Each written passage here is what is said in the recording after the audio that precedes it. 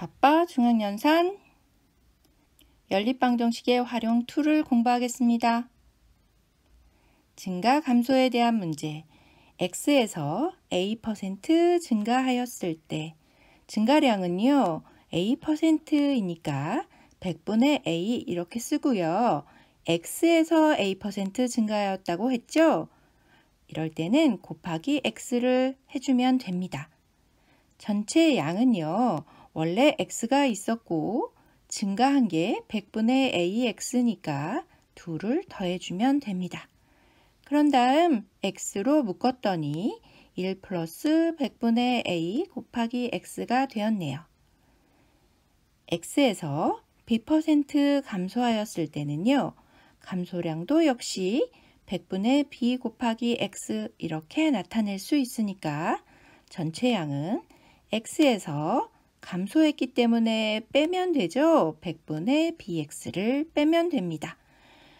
이것을 x로 묶었더니 1 마이너스 100분의 b 곱하기 x가 됩니다. 어느 학교 작년의 학생 수는 1000명이었대요.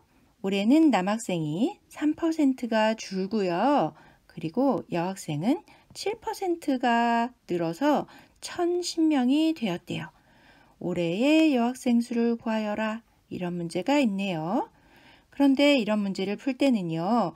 올해의 여학생 수를 구하라고 했지만 작년의 남학생 수를 X명, 작년의 여학생 수를 Y명이라고 놓고 풀어야 합니다. 올해의 남학생 수를 X, 올해의 여학생 수를 Y라고 놓으면 식이 너무 복잡해져요. 따라서 기억해 두세요. 이런 문제는 올해의 여학생 수를 구하라고 했어도 작년의 남학생 수를 X명, 작년의 여학생 수를 Y명이라고 놓고 풀어야 합니다. 작년의 학생 수가 1000명이었죠.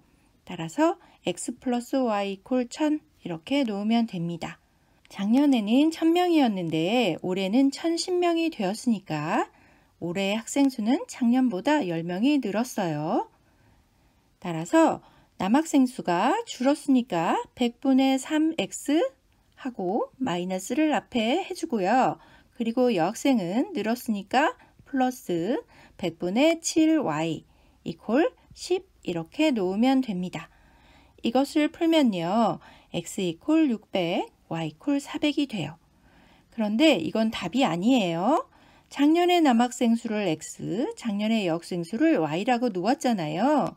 여기서 우리가 올해의 여학생 수로 변형시켜 주어야 합니다. 올해의 여학생 수는 작년의 여학생 수 400명에 7%가 증가했으니까 100분의 7 곱하기 400 해서 2를 더해 주어야 합니다. 그럼 428명이 되는 겁니다. 일에 대한 문제.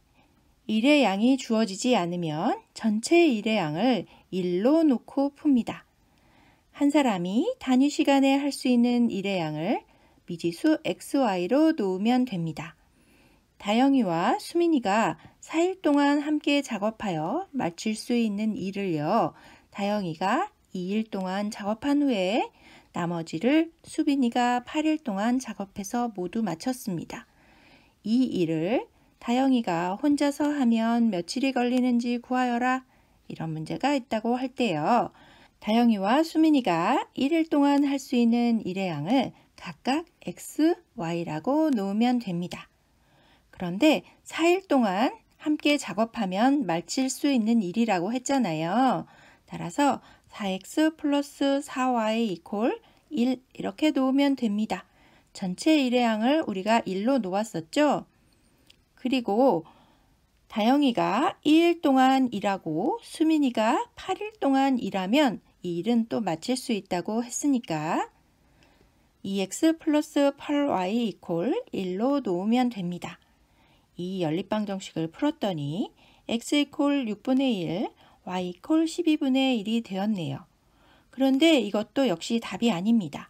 왜냐하면 1일 동안 일할 수 있는 일의 양을 x, y라고 두었잖아요. 그런데 우리가 구하려는 것은 다영이가 혼자서 하면 며칠이 걸리는지 이거였죠? 다영이가 하루 동안 6분의 1만큼 일을 하니까요. 다영이가 혼자서 일을 하면 6일이 걸립니다. 물론 수민이가 혼자서 하면 12일이 걸리겠죠? 이렇게 xy가 나오면 문제에서 구하려는 것으로 변형시켜 주어야 합니다. 꿀팁을 보겠습니다. 증가 감소에 대한 문제는 올해의 학생 수 또는 올해의 수학량을 구하라는 문제가 있어도 작년의 학생 수, 작년의 수학량을 xy라고 놓고 푼 다음에 올해의 학생 수, 올해의 수학량으로 변형시켜 주어야 합니다. 일에 대한 문제는 가장 중요한 게 전체의 일의 양을 1로 놓고 풀어야 한다는 거고요. 그런 다음 하루에 할 수 있는 일의 양을 xy라고 놓고 식을 세우면 됩니다. 시스코너 보겠습니다. 위에 두 가지 유형에서 보면요. 미지수로 놓은 xy가 답이 아닌 것을 알 수 있어요. xy의 값이 나오면 무조건 답으로 적는 학생들이 있는데요. 반드시 주의해야겠죠? xy의 값을 문제에서 구하라는 답으로 변형해서 만들어야 합니다. 구독, 좋아요 꾹 눌러주세요. 안녕.